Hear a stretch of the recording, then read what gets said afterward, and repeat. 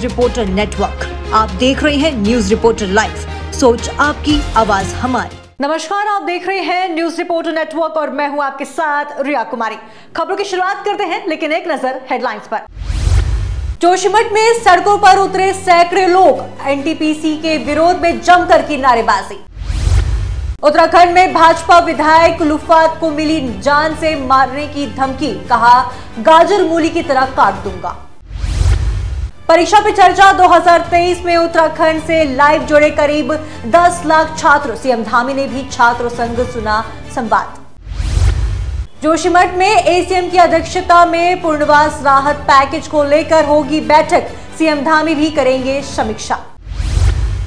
अब खबर विस्तार से। परीक्षा पर चर्चा कार्यक्रम को आज पूरे भारतवर्ष में सुना गया। उसी क्रम में उत्तराखंड के मुख्यमंत्री पुष्कर सिंह धामी ने इस चर्चा को राजकीय लक्ष्मण इंटर कॉलेज में सुना। आपको बता दें, चर्चा के पश्चात मुख्यमंत्री पुष्कर सिंह धामी ने कहा कि प्रधानमंत्री ने जो बच्चों को परीक्षा में मोटिवेट करने के लिए उपाय बताए, निश्चित तौर पर सभी विद्यार्थियों को उस पर अमल करना चाहिए और उनको अपने जीवन में ढालना चाहिए, ताकि जो भारत के उज्जवल भविष्य की कामना की जा रही है उसमें हम सफल हो सके।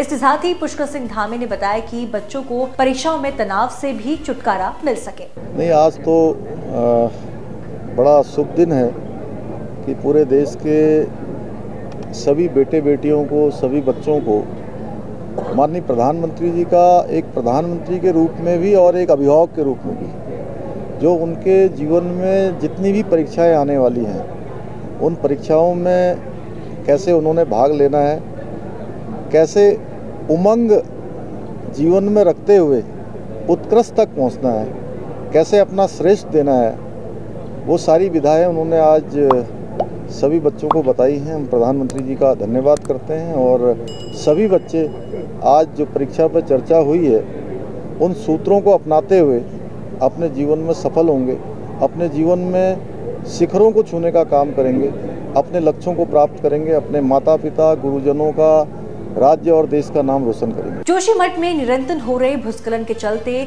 लोग बीते 27 दिनों से आंदोलन पर है। गुस्साए लोगों ने आज इंटर कॉलेज तिराहे में वेदांत स्कूल तक जन आक्रोश रैली निकाली। जन आक्रोश रैली में पूरे पैन खंडार क्षेत्र के लोग रहे। लोगों की मांग है कि जोशीमठ में प्रभावित हुए परिवारों को उचित मुआवजा राशि मुहैया करवाने के बाद उनका स्थायी पुनर्वास कर दिया जाए। गुस्साए लोगों ने जमकर एनटीपीसी के खिलाफ नारेबाजी की। सड़क पर उतरे लगभग 2500 लोगों ने एक आवाज में एनटीपीसी गो बैंक के नारे लगाए। शांति व्यवस्था बनाने के लिए भारी मात्रा में पुलिस बल मुस्तैद रहा। गुस्साए लोगों ने शांतिपूर्ण ढंग से रैली निकालकर अपना आक्रोश प्रकट किया। सनातन परंपरा के ग्रंथों और साधु संतों पर देश में कुछ लोगों द्वारा आपत्तिजनक टिप्पणियां की जा रही है, जिससे सनातन परंपरा से जुड़े लोगों की भावना आहत हो रही है। इसी को देखते हुए सनातन परंपरा को आगे बढ़ाने के लिए 13 अखाड़ों में प्रमुख निरंजनी अखाड़े के आचार्य महामंडलेश्वर कैलाश नंदन गिरी ने निरंजनी अखाड़े के सभी साधु संतों के लिए फरमान जारी किया है कि अखाड़े के किसी भी साधु का ग्रस्त जीवन से रिश्ता ना रहे और अगर ऐसा पाया जाता है तो उन्हें अखाड़े से बाहर का रास्ता दिखाया जाएगा। वहीं पठान मूवी विरोध के बाद भी अच्छा प्रदर्शन कर रही है। इसको लेकर कैलाशानंद गिरी ने कहा कि फिल्म की मान्यता जरूर बढ़ रही है, मगर इससे धर्म घट रहा है, इसीलिए सेंसर बोर्ड में धर्मचार्य का होना जरूरी है। कि मान्यता भले बढ़ रही हो लेकिन धर्म घट रहा है। जो भगवा रंग को बेशरम रंग कहा गया है, ये बेशरम रंग नहीं, कासाय रंग है।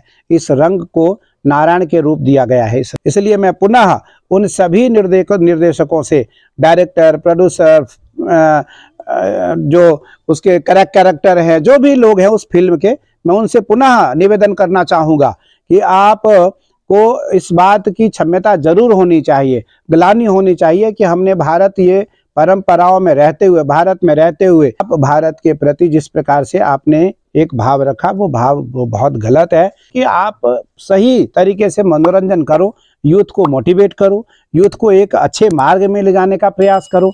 यदि आपने भगवा रंग के बारे में कुछ कहा, सनातन के बारे में कुछ कहा, माता पिता के बारे में कुछ कहा, भगवान के बारे में कुछ कहा, तो कल आपका बच्चा आपको ही गाली देगा, आपका बच्चा आपको ही कोसेगा, आपका बच्चा आपका ही अपमान करेगा। ऐसी परिस्थिति में राष्ट्र धर्म को ध्यान में रखते हुए ही पिक्चर का निर्माण होना चाहिए।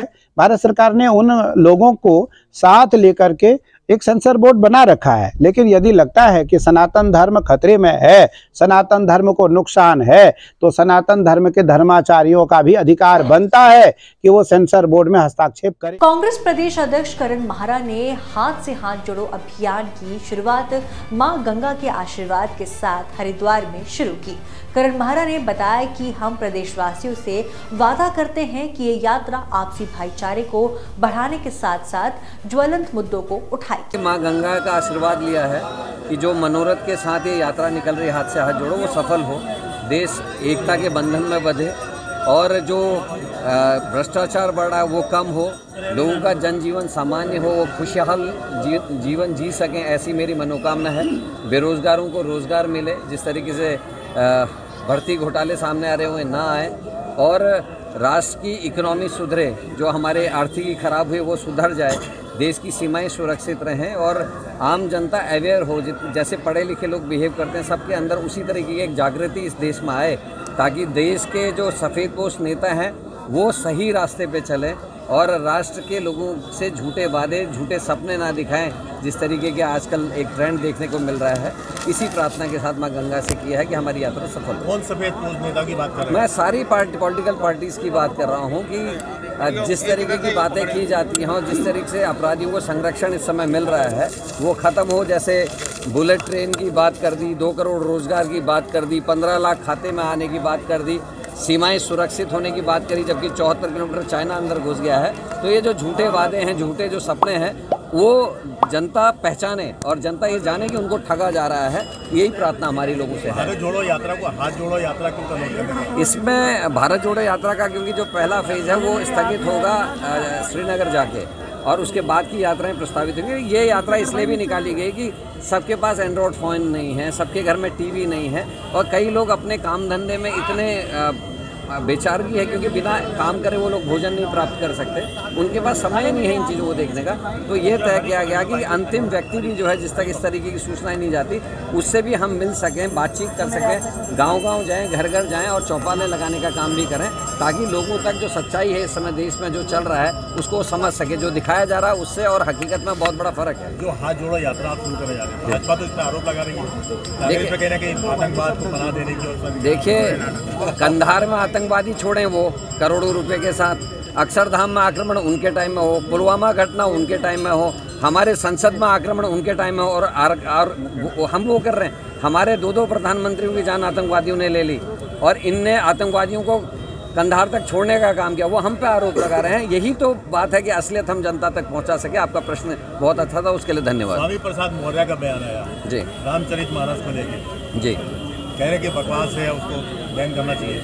देखिए साहब, स्वामी प्रसाद मौर्य कुछ कहते हैं, उनके अन्य लोग कुछ कहते हैं, उमा भारती जी कुछ और कह रही हैं, यहाँ त्रिवेंद्र भाई कुछ और कह रहे हैं, धामी जी कुछ और कह रहे हैं। बीजेपी की बात पे हमको जाना नहीं है, हमको केवल सच से लेकर लोग। पौड़ी में बीती रात एक कार के खाई से गिर जाने से कार में सवार 2 लोगों की मौत हो गई है, जबकि 2 लोग इस हादसे में घायल हो गए हैं, जिनका उपचार जिला चिकित्सालय में चल रहा है। दरअसल बीती देर रात एक कार जखेटी पीपल पानी के पास एक खाई में जा गिरी। पुलिस और एनडीआरएफ की टीम घटना की सूचना मिलते ही दोनों टीम मौके पर पहुंची और वाहन में सवार 4 लोगों को बाहर निकालकर अस्पताल पहुंचाया गया, लेकिन अस्पताल पहुंचते ही डॉक्टर्स ने 2 लोगों को मृत घोषित कर दिया। वहीं 2 घायलों का उपचार जिला अस्पताल में डॉक्टर्स की निगरानी में किया जा रहा है। पुलिस से एक जो है स्विफ्ट डिजायर गाड़ी आ रही थी और जगेठी और पीपल पानी के बीच में इनका वाहन अनियंत्रित हो गया। इसे काफी नीचे खाई में वाहन गिर गया। इसमें 2 लोग जो है पुलिस टीम द्वारा रेस्क्यू किया गया। पुलिस, फायर सर्विस और एसडीआरएफ, ये हमारी टीम गई आपदा प्रबंधन और रेस्क्यू करके इनको ऊपर लाया गया। 2 लोग चोटिल थे, इनको जो है इलाज चल रहा हॉस्पिटल में, 2 लोग जो है मृत घोषित कर दिया डॉक्टरों ने। उत्तराखंड के हल्द्वानी के बहुचर्चित रेलवे प्रकरण में बीती 5 जनवरी को सर्वोच्च न्यायालय ने उत्तराखंड उच्च न्यायालय के आदेश पर ने रोक लगाते हुए 7 फरवरी को सुनवाई करने का फैसला दिया था। अब 7 फरवरी को होने वाली सुनवाई पर रेलवे प्रकरण से पीड़ित लोगों की नजर है। मतलब अगर एक्सपैंड करना है रेलवेज को, एक और प्लेटफॉर्म बनाना है, एक रेलवे ट्रैक करना है, जो भी हो, ज़मीन है या नहीं। और अब हमने देखने को मिला, स्पष्टता मिला हमारा केस का। और ये भी देखने का था कि जो बेदखली होने वाला है ये कितना बड़ा एरिया है। और आज देखने को मिला, आश्चर्य हो गया, मैप से मालूम नहीं हुआ कि कितने सारे लोगों की घर तोड़ने वाला है। बहुत बड़ा एरिया है। तो राज्य सरकार और हमारा रेलवेज थोड़ा हमदर्दी रखना पड़ेगा इसमें, क्योंकि हमने एस्टिमेट दिया हाई कोर्ट को कि 50,000 लोग बेदखली होगा, लेकिन हमें लगता है कि 60-70,000 लोग बेदखली होगा। और उसमें स्कूल है, अस्पताल है, सब कुछ है। तो इसमें अगर सरकार के साथ हम लोग कुछ कॉम्प्रोमाइज़ के जगह पर आ सकता है, कॉम्प्रोमाइज़ हो मतलब इतना ये बेदखली मत करो, दूसरी जगह है, ज़रूरी नहीं है कि इनका घर तोड़ना। बाकी साहब 7 तारीख को जो सुनवाई होने जा रही है जी, उसको लेकर क्या दस्तावेज पेश किए जाएंगे? जिस प्रकार से सरकार, राज्य सरकार ने पूरी तरह से जो है हाथ खड़े कर दिए। हमारा कोई मतलब नहीं, रेलवे जो सेंटर का मामला है, सेंटर जो भी आदेश करेगा या सुप्रीम कोर्ट जो भी आदेश करेगा हम उसको पालन करेंगे। अरे very good sir, very good. अगर जो केंद्रीय सरकार का आदेश मानेगा तो हम केंद्रीय सरकार से प्रार्थना करेगा कि इतना बड़ा नुकसान मत करो लोगों का। तो ये भी ठीक है, केंद्रीय सरकार, राज्य सरकार, रेलवे जो भी है, कि इतना बड़ा नुकसान, पब्लिक का नुकसान मत करे, ये हमारा निवेदन है। बाकी साहब आखिरी क्वेश्चन है कि 50,000 से अधिक आबादी वाले क्षेत्र आपको उम्मीद लगाए बैठे हैं, अब 7 फरवरी को आप आना है, तो किस साथ को देख रहे हैं आप?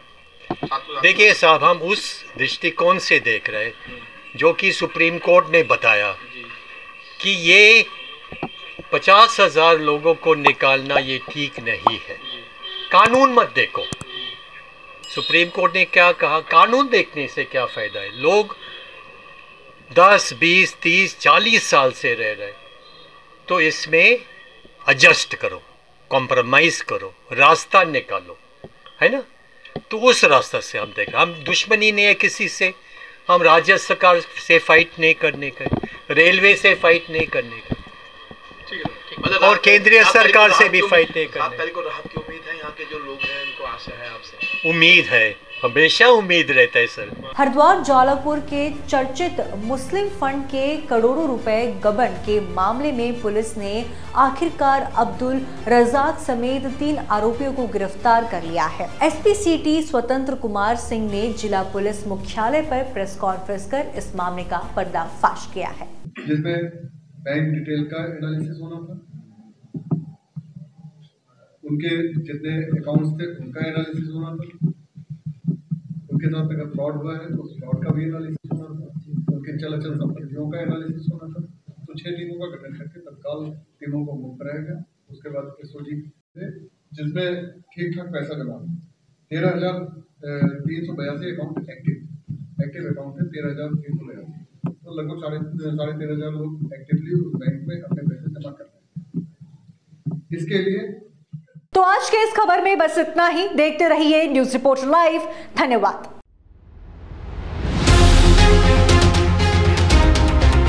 ये है न्यूज रिपोर्टर नेटवर्क। आप देख रहे हैं न्यूज रिपोर्टर लाइव। सोच आपकी, आवाज हमारी।